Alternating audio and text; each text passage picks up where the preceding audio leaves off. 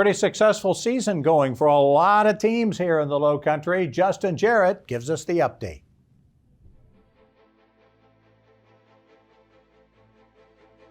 Hey, it's time for the fastest 4.5 minutes in the Loco. It's time for Loco Lights. Starting off with a Loco on Loco clash at Bluffton, where the Bobcats were hosting Beaufort High School, and Bluffton getting on top first. Brandon Bryant, his name would come up often. Bryant had himself a game, but so did Samari Bonds.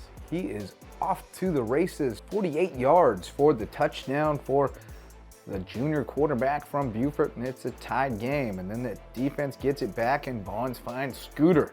Jamin Odom trucks a couple of guys on his way down the field. They finally get him on the ground at the 15, but there's a penalty tacked on, and then Andrews assumes the Wildcat position, and he plows into the end zone. That was one of 5 touchdown runs for Jaden Andrews on the night. And then Beaufort with a little pooch kick and putting the heat on, and they're going to recover it. Eagles come up with it. So after falling behind 7-0, they quickly put 14 on the board and have a chance for more in the very next play. Jaden Andrews is off to the races again. 35 yards, it's 21-7 just like that. And the Eagles weren't done. The defense got it back again. After Andrews had a touchdown run called back, Bond scrambles out of trouble and then looks deep for Amari Patterson, who comes down with a spectacular grab in double coverage. That's why he has an offer from New Mexico State already. And then the freshman again on the receiving end of a rocket from Bonds, threading the needle. They're on the goal line again, and Andrews back in the Wildcat and into the end zone. That's the 3rd of 5 if you're counting. But then Owen Bays takes Bluffton back down the field and finds Carnell Warren wide open in the end zone. 28-14 before Andrews, bouncing off tacklers, finds the end zone again, and it's 35-14 Eagles at halftime. More the same in the second half, and by that we mean more Jaden Andrews. It's looking more like Casey Fields all the time. Fields, by the way, having himself quite a time at South Carolina State. He's going to be our guest on the Monday edition of the LowcoSports Lowdown. Andrews gets it all the way into the end zone. That one covering 66 yards. Still waiting on an official total for him, but we're pretty sure it's over 200. So then the Eagles go to the subs on defense. The Bobcats go to the backup quarterback, Aiden McCarthy, and he goes to Brandon Bryant.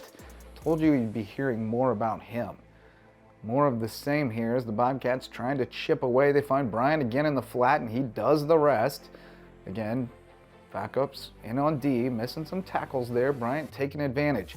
And then Bluffton, they try the onside kick, and I think that's Bryant who came up with it. I'm pretty sure that's a number 1 right there. And so then it's Aiden McCarthy. Once again, he's got the hot hand. He's Frank Reiching here. He finds Bryant. And look at Bryant go. He makes a man miss. He's going to score. It's 42-36. Now, here's the thing, though. The Bobcats are almost out of time. They have to get another onside kick to make it happen, and it doesn't happen. Beaufort comes up with it. They would put the first team O back in and grind out the win. 42-36. Taking it over to Whale Branch, where the Warriors hosting Battery Creek, and Creek got off to a great start. Damian Freeman getting back in there after being injured much of the season, and then Chase Olson back to pass, but no sir.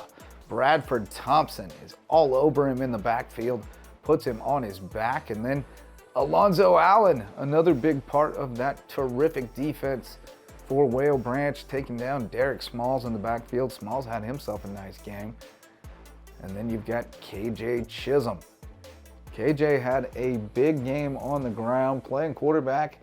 He's an athlete. 19 for 161 and 2 touchdowns. Also had a couple tackles and a pass breakup. And then you got Daryl Cummings. He had a light night. Only 9 carries, 87 yards and a touchdown, but he did have 8 tackles on the other side. Warriors win it, 45-12. Hilton Head Christian Academy at home against Beaufort Academy in a battle of Eagles. And the home Eagles on the board first. Dylan Clark finds the end zone, takes it up to the doorstep, sneaks it over. Don't have to go all the way inside. And then a couple bad snaps on the first 2 plays for Beaufort Academy. This one ends up out of the end zone for a safety, and it's 9-0 Hilton Head Christian.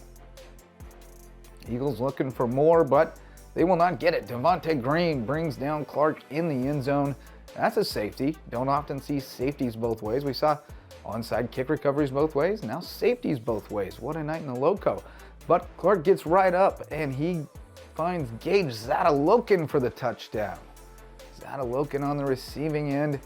And the Eagles up 16-2 when Dietrich Schufert airs it out for Devin Fripp. Great call by the ref here.